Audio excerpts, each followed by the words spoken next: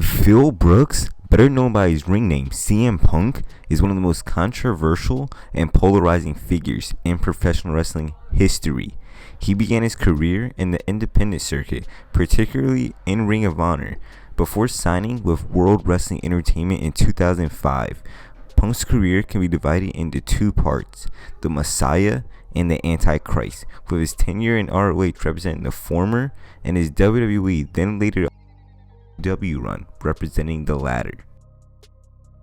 During his time in ROH, Punk established himself as a top star and became known as the Second City Saint. He was an integral part of the promotion's rise and popularity in the mid-2000s and had several memorable feuds with the likes of Samoa Joe, Austin Aries, and Raven.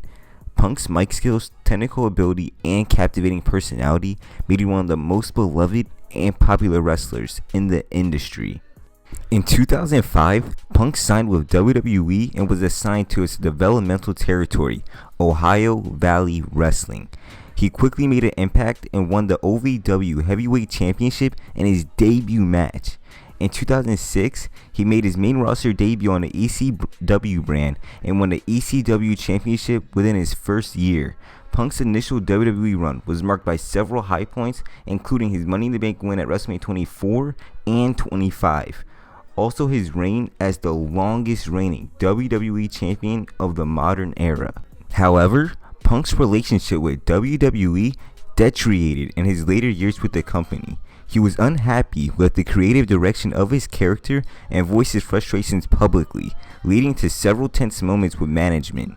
In 2011, Punk cut a scathing promo on an episode of Raw criticizing WWE and his management, which became known as the Pipe Bomb. The promo was a turning point in Punk's career and cemented his status as a cult hero among fans. Despite this, and Punk still being incredibly popular with the fans, Punk's relationship with WWE continued to sour. He left the company in 2004, citing creative differences and burnout. His exit was marked by controversy, with Punk claiming that he was mistreated by WWE's medical staff and that his departure was due to a misdiagnosis of a staph infection. WWE denied these claims and the two parties engaged in a public feud. Punk's next move was the UFC, where he made his MMA debut in 2016. However, his foray into MMA was unsuccessful, with Punk losing both of his fights in the promotion, leading to him most likely never fighting again.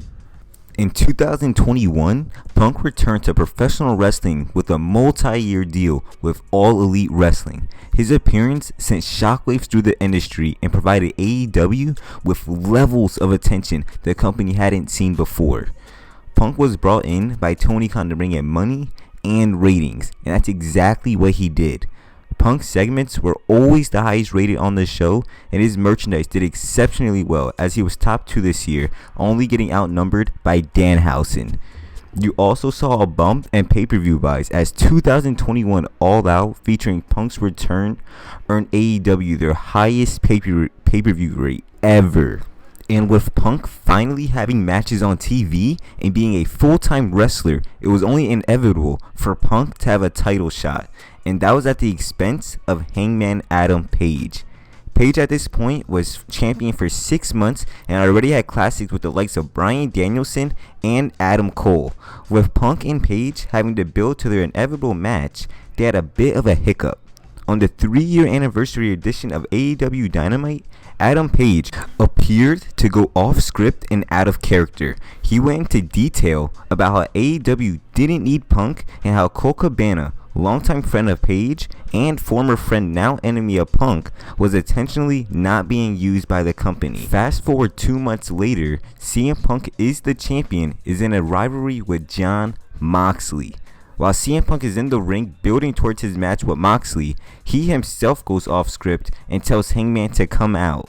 Hangman, having nothing to do with the TV angle, clearly isn't going to come out. Now we have All Out, where Moxley and Punk have an amazing match ending with MJF's return, and that is honestly just the beginning. At the post-media scrum, Punk went on to absolutely go on a rampage as he dug into Paige, the Young Bucks, and Kenny Omega. He went into detail how they shouldn't be EVPs and how he has nothing to do with Colt Cabana and doesn't want anything to do with him. And you know what the owner of the company did while sitting right next to him? Nothing. CM Punk then goes on to say, "If you have a problem with me, come say something to my face." And as the wrestling community found out hours later, that's exactly what Kenny Omega and the Bucks would go on and do. To this day, all we know is that there was some type of physical altercation. After All Out, CM Punk and everyone involved were suspended, with the Elite being unsuspended in November for the return match in Full Gear. Present day, CM Punk's future with the company is still up in the air, as no one really knows if he will return or not. He did injure himself in the match at All Out, so he very well could just be rehabbing. But as we've seen in this industry before, the fans really never know. Although it's been shown that AEW doesn't need CM Punk, as they've been over the 1 million mark plenty of times without him, but it does go to show the ratings have slipped a little without him, and pay-per-view buys are down. So if I was Tony, I'd just bring him back. Punk's career is very complex and divisive. His time in ROH is still held in high regard by many fans, while his WWE run is seen as a tale of two halves. And if his AEW run goes the same way it's going right now, it very well could go on the same trajectory as his WWE run. With Punk's fanbase still being undeniably high, this has led to him being viewed to some as either the Messiah or the Antichrist.